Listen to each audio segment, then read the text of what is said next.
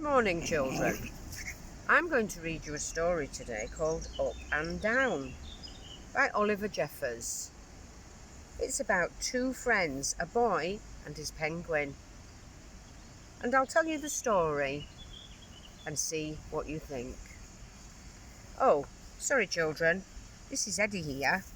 This is Eddie, and he loves sticks. He's my friend, and I think he's going to be a good boy and listen to the story, aren't you, Eddie? Say hello to Penguin.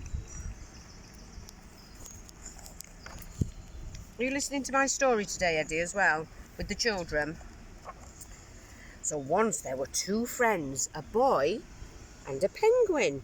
Here's the penguin, and Eddie is being very good and listening. And they always did everything together. They played music, they played board games, until one day the penguin decided there was something more important he wanted to do all by himself without his friend.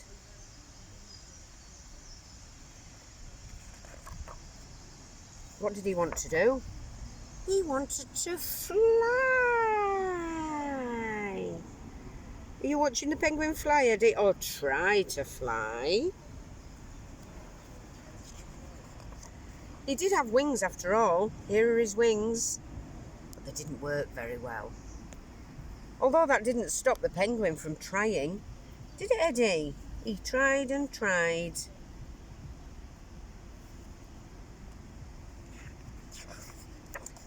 He tried with a balloon, but nothing worked. The boy even offered to let him have a go in his plane. But the engine hadn't recovered from its last flight. And besides, it wasn't the same. The penguin wanted to do this all by himself. So after he did a little bit of homework, it seemed as though the odds were against him. Together, the boy and the penguin decided it was time to ask for some help. Can you see where they're going to go? They're going to the zoo.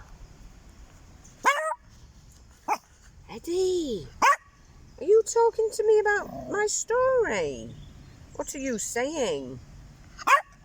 Do you like my story, Eddie? Or do you want me to carry on reading? So, when something caught the penguin's eye, he knew this was his best chance. Sorry, children, I think Eddie wants me to throw the stick for him. Here you go, Eddie. In his excitement, he rushed off without a word. The boy didn't know where he'd gone. Oh no, where did he go? The boy looked everywhere for him, even though he'd found his friend for a second. He thought he'd found his friend for a second. But none of the other penguins were his friend because they didn't know how to play a special game they played together. Meanwhile, the penguin had found the right place and was hired on the spot. Soon, he'd get to fly. But suddenly, he realised he didn't know where his friend was or how he was going to get home. Oh no. So later that night, the penguin couldn't help but miss his friend. And likewise, the boy could barely sleep for worrying about his friend. The next day, the boy tried to think of all the places the penguin would go, when something caught his eye. He didn't really have much time. The penguin's big moment had come, but somehow he wasn't so sure about flying anymore. He wished the boy were there, and even wondered if his friend had noticed he'd gone. What's he going to do? Think he's going to fly out of the cannonball.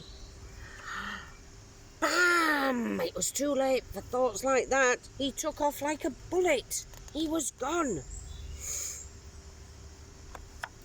The boy rushed in, hoping he could still catch his friend. So he tried to catch him. The penguin couldn't believe how high and fast he was flying. He had no idea how he was going to land. He was terrified. Oh. He wished his friend was there to help him. He thought of using a pillow, or a fishing net, or a trampoline that he could land on. And the boy was there to catch him. But it looks like the boy was flattened. The friends agreed that there was a reason why his wings didn't work very well. Because penguins don't like flying. So together, the two friends made a break for home. So I hope you children have enjoyed my story today about Penguin and Boy and Eddie contributing. And I hope that you children will be able to see your friends soon when you start back at school. Even if it's in smaller groups, you'll be reunited with your friends. Thank you. Take care, everyone.